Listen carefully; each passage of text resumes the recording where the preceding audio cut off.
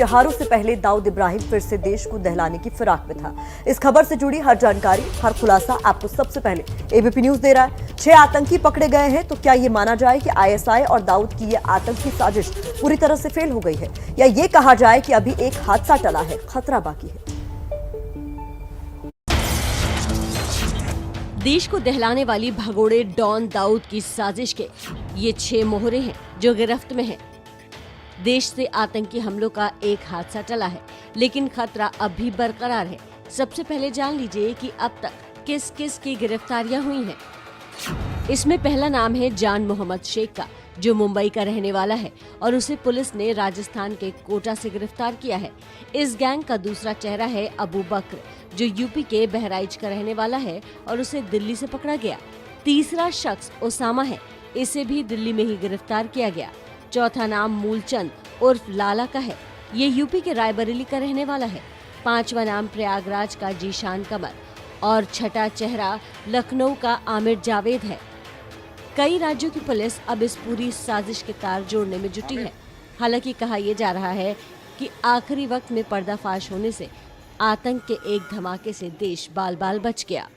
4 शहरों में एक साथ रेड करते हुए 6 व्यक्तियों को हिरासत में लिया तथा उनके पास से उनकी निशानदेही पे एक बहुत ही शक्तिशाली आईईडी प्रयागराज जनपद से बरामद किया, जो कि एक बहुत बड़ी उपलब्धि है। अगर इस विस्फोटक का प्रयोग कहीं भी किया जाता तो बहुत ही भारी मात्रा में जान और माल की क्षति हो सकती थी।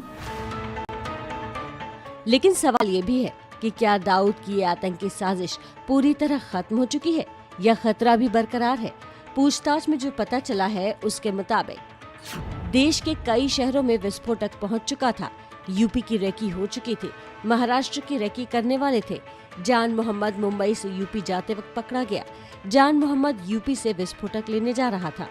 This particular case is concerned, let me tell you, the city is safe, even the state is safe. ऐसा कुछ भी नहीं है। डोंट ट्राई टू से कि कुछ होने वाला है या होने वाला था। हमको नहीं पता क्या था। कोई भी एक्सप्लोजिव, कोई भी वेपन महाराष्ट्र में नहीं आया, कोई उनका ऑपरेटिव महाराष्ट्र में नहीं आया। It was all at Delhi.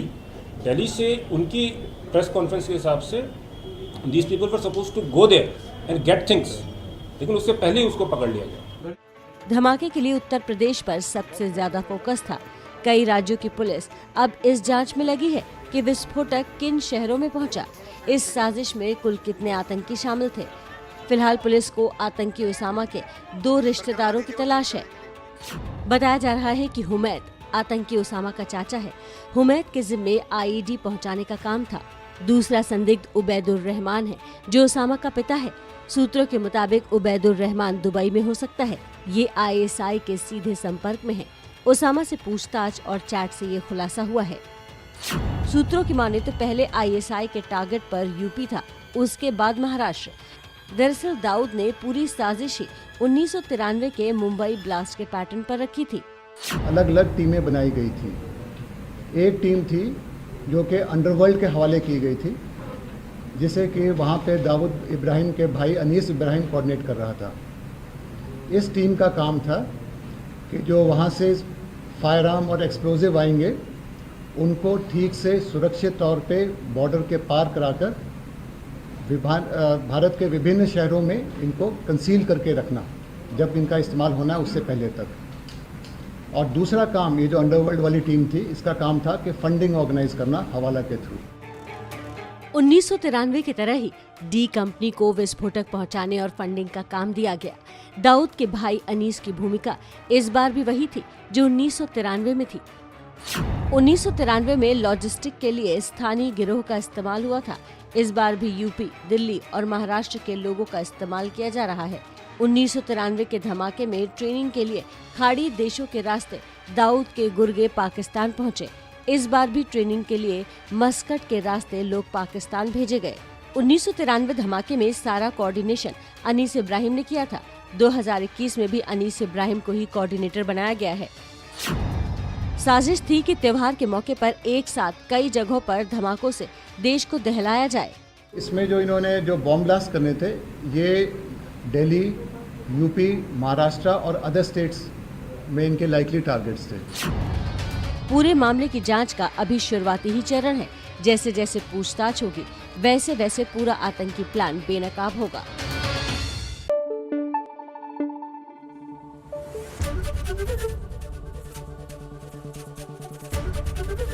ABP news आपको रखे आगे।